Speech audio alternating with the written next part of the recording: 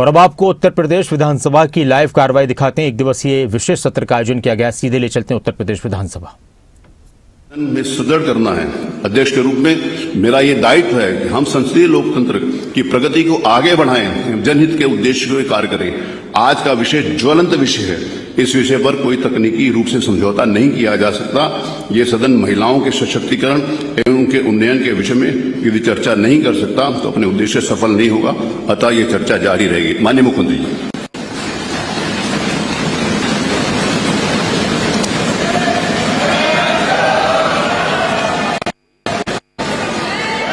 अध्यक्ष जी, मैं आभारी हूं आपका और इस माननीय सदन का भी। एक विशेष सत्र आज आहूत किया गया है एक महत्वपूर्ण मुद्दे पर। अभी चर्चा की शुरुआत ही नहीं हुई है कि हमारे प्रतिपक्ष के नेता और उनके सदस्य उतावले दिखाई दे रहे हैं। लेकिन इस महत्वपूर्ण मुद्दे पर सदन में चर्चा हो, उन कारकों को चिन्हित किया जाए जो महिला स्वावलंबन और उनके सशक्तिकरण में बाधक हैं। इस दिशा से देश के सबसे बड़े विधानमंडल की अपनी एक भूमिका है और उस भूमिका को ध्यान में रखते हुए हम सब उसका आत्ममंथन कर सकें। आज एक दिवसीय सदन के माध्यम से जो एक शुरुआत प्रारंभ हो रही है, मैं सबसे पहले अध्यक्ष जी आपका हृदय से आभार व्यक्त करता हूं। सभी माननीय सदस्यों का इस एक दिवसीय विशेष सत्र में जो आधी आबादी के लिए समर्पित है, मैं हृदय से अभिनंदन भी करता हूं।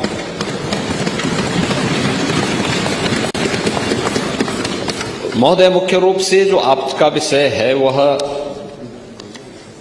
हमें समग्रता के साथ अगर हम देखेंगे तो यह वहां से प्रारंभ होता है जब 2023 में केंद्र सरकार ने नारी शक्ति वंदन अधिनियम का एक महत्वपूर्ण प्रस्ताव पारित करते हुए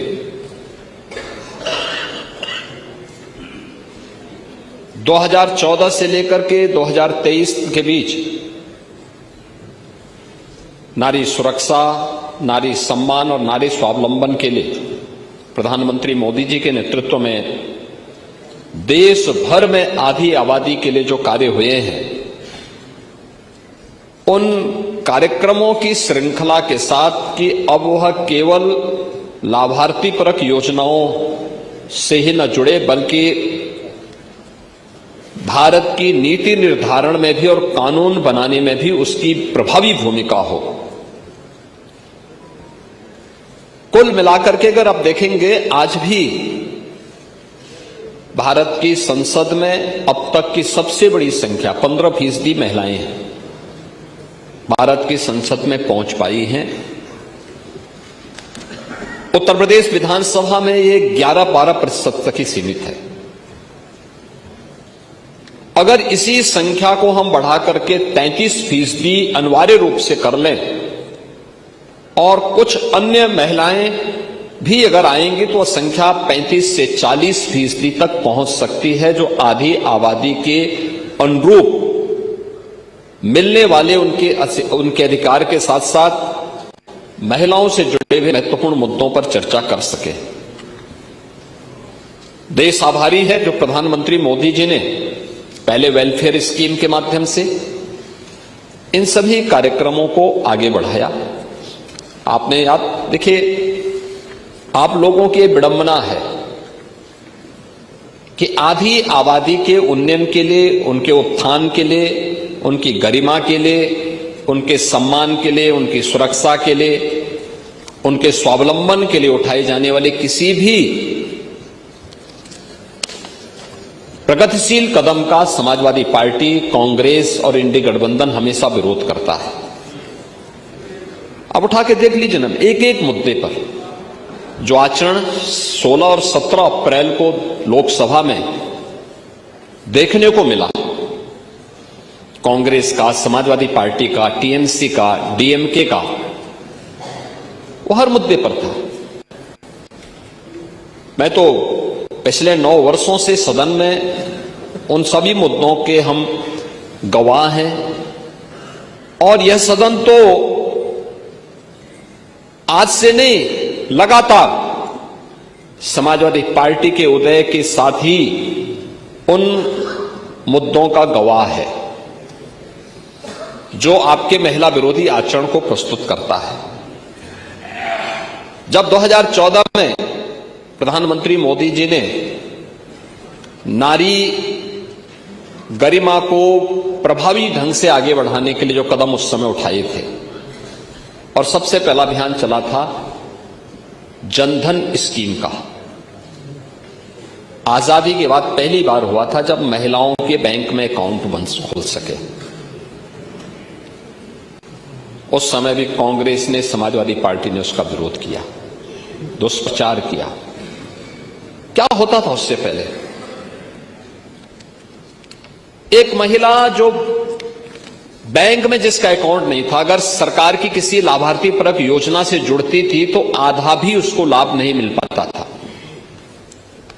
और हमारे नेता प्रतिपक्ष तो सीनियर विधायक हैं, आप तो इस बात को जानते हैं कि उनके लिए वृद्धावस्था पेंशन या विधवा पेंशन जो मिलती थी, आपके समय में 300 रुपये थी, उससे पहले 100 रुपया थी, और वह 100 रुपये में आधा पैसा केवल कमीशन खोरी का जाता था।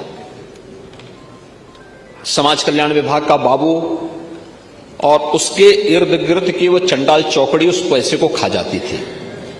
वह लाभार्थी मुंह ताकता रहता था। पहली बार हुआ है स्वतंत्र भारत में, जब प्रधानमंत्री मोदी जी के आने के बाद हर गरीब से गरीब व्यक्ति का जीरो अकाउंट खुला, जीरो बैलेंस में अकाउंट खुला,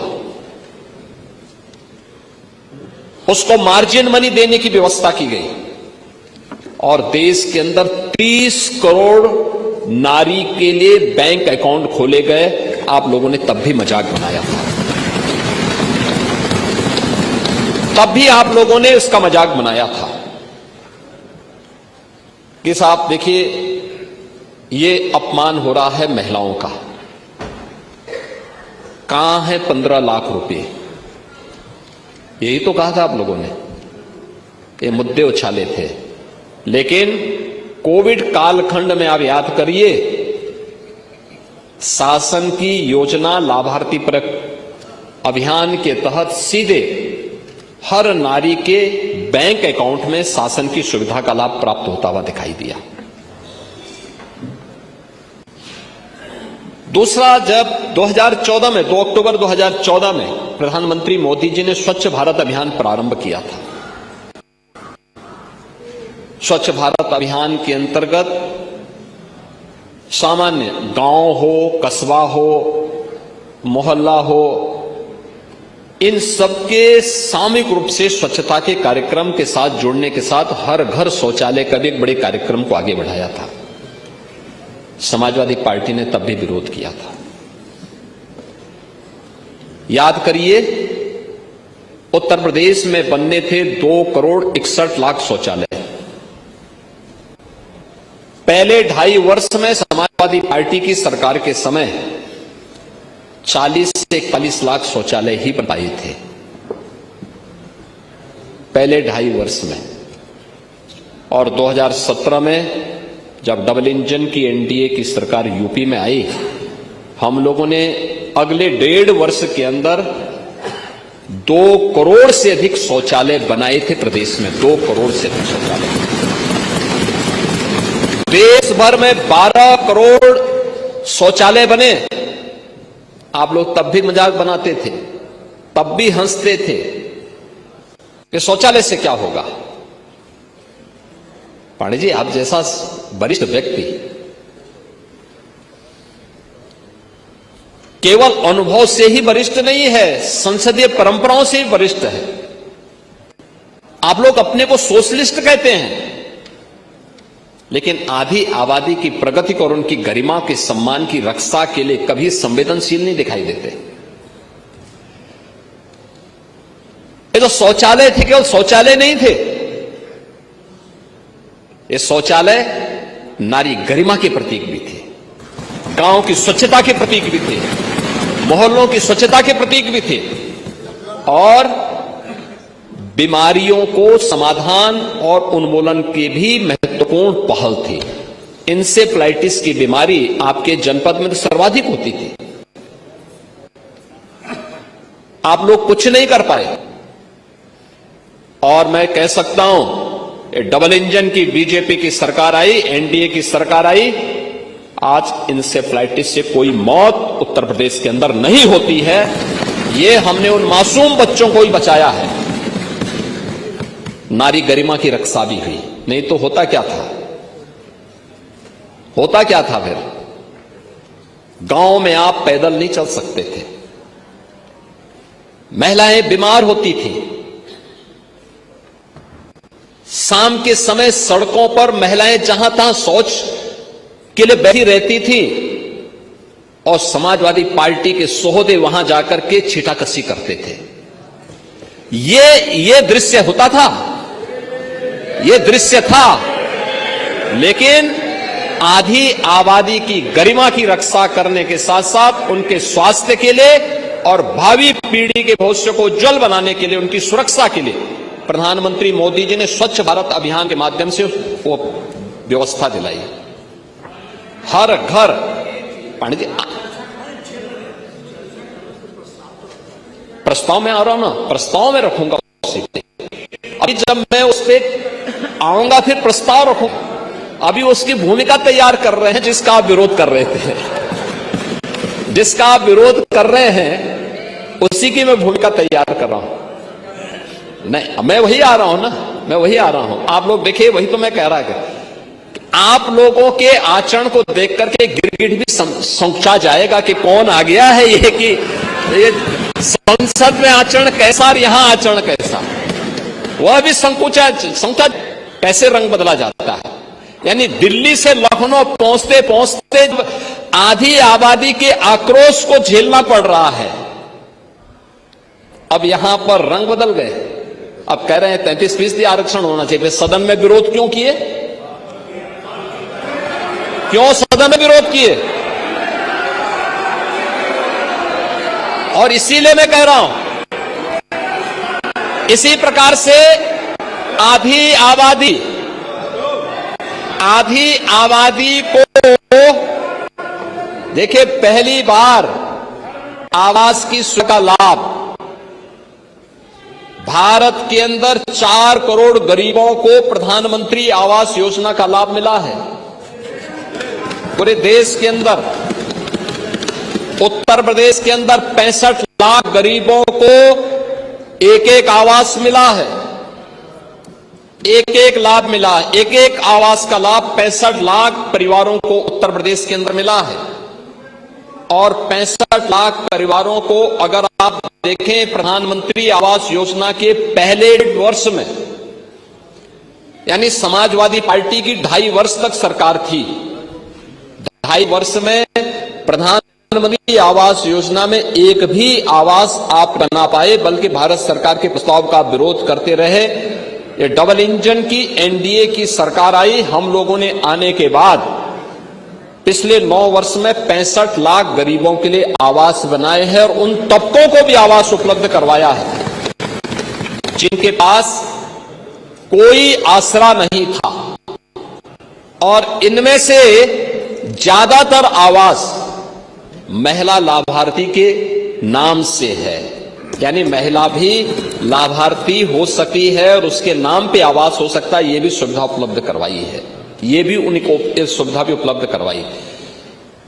ऐसे ही आबादी की लैंड, आप तो जानते हैं गांव में ज्यादातर लोग ऐसे होते हैं जिनके पास अपनी भूमि नहीं होती है। ग्राम पंचायत आबादी की लैंड में उसको आवंटित करती है, पट्टा देती है, वो उसी पे अपना मकान बनाता है। लेकिन उसका मालिकाना अधिकार उसके पास नहीं होता, कागज नहीं होता था।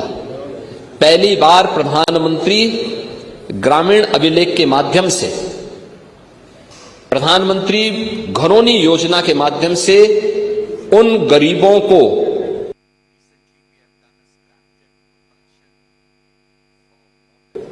जहां पे उसका मकान है उसका मालिकाना अधिकार भी मिलेगा और वह महिला के नाम पर होगा।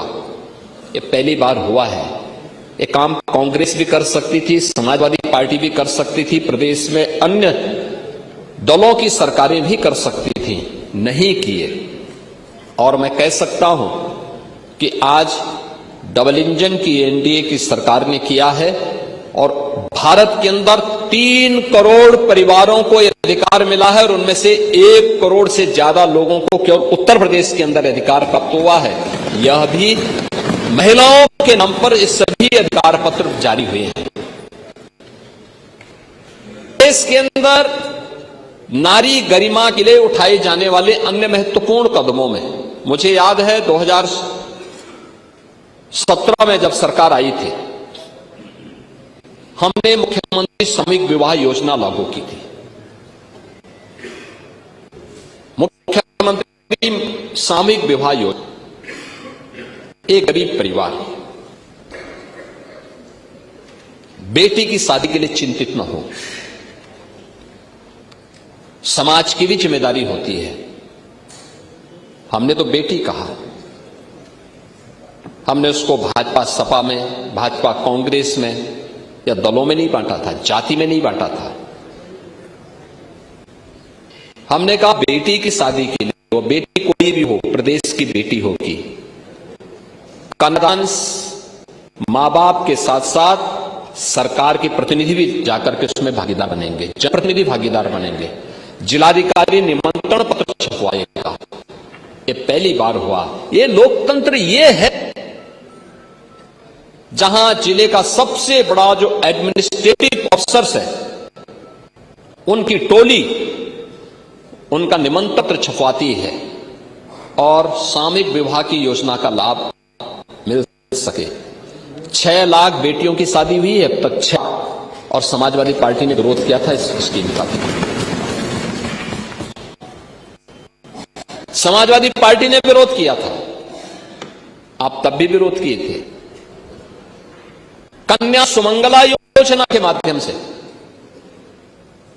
जब बेटी के जन्म लेने से लेकर के बेटी स्नातक तक की पढ़ाई कर सके, समाजवादी पार्टी ने इसका भी विरोध किया। हम 25,000 रुपए पैकेज दे रहे हैं, 26 लाख बेटियों को इस योजना का लाभ मिल रहा है।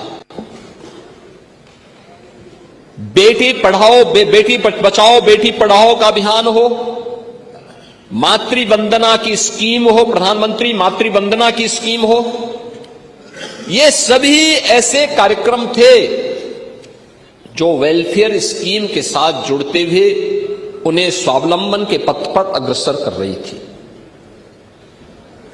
प्रधानमंत्री स्टैंड अप की योजना, प्रधानमंत्री स्टार्टअप की स्कीम, प्रधानमंत्री डिजिटल इंडिया की स्कीम, ये ढेर सारी ऐसी स्कीम थी जिसके माध्यम से नारी स्वावलंबन में कुछ आदर्श प्रस्तुत हुए।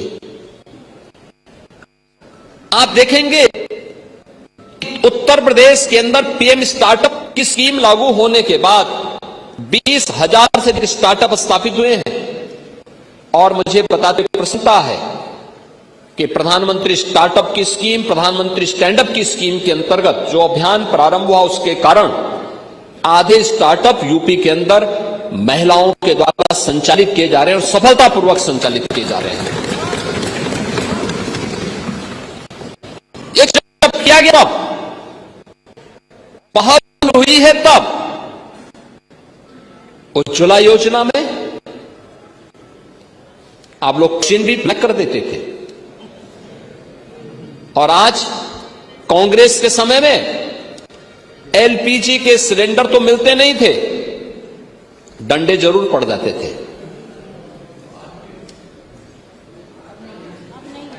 पांडे जी, आप सच्चाई स्वीकार कर कम से कम इस उम्र में तो सच्चाई स्वीकार कर लेना चाहिए। उम्र का ध्यान रखें। लेकिन कनेक्शन की समस्या थी। बेटी की शादी है, किसी परिवार को इच्छा होती थी कि बेटी को मैं एक सिलेंडर दूं, कांग्रेस की सरकार नहीं देने देती थी, समाजवादी पार्टी डंडा मारती थी, और बाकी तो जो होना था सब होता था। आप देखे होंगे देश के अंदर 10 करोड़ महिलाओं को एलपीजी के फ्री में कनेक्शन उपलब्ध करवाए गए। 10 करोड़, जो कांग्रेस की सरकार में 25,000 से लेकर 50,000 में ब्लैक होते थे। गठबंधन की सरकार में, यूपीए की सरकार थी, इन्होंने गिरगी की तरह जो रंग बदलते हैं ना, से जब देखा कि अब यूपीए से काम नहीं चलेगा तो उसको इंडी गठबंधन कर दिया। तो इंडी गठबंधन की सरकार उस समय जो यूपीए के नाम पर थी, उस समय 25,000 से लेकर 50,000 में बिकता था, और फ्री में मोदी जी ने 10 करोड़ महिलाओं को रसोई गैस के सिलेंडर उपलब्ध करवाए। देश के 50 करोड़ महिलाओं को 5 लाख रुपए का आयुष्मान भारत की सुविधा का लाभ भी मोदी जी ने दिया, और 80 करोड़ लोग फ्री में राशन की सुविधा का लाभ प्राप्त कर रहे हैं। यह वेलफेयर की वे स्कीम है जो पिछले 12 वर्ष के अंदर देश के अंदर प्रधानमंत्री मोदी जी के नेतृत्व में जो कार्यक्रम आगे बढ़े। लखपति दीदी की स्कीम, 3 करोड़ महिलाएं आर्थिक स्वावलंबन के मार्ग पर चल रही हैं। उत्तर प्रदेश में बीसी सखी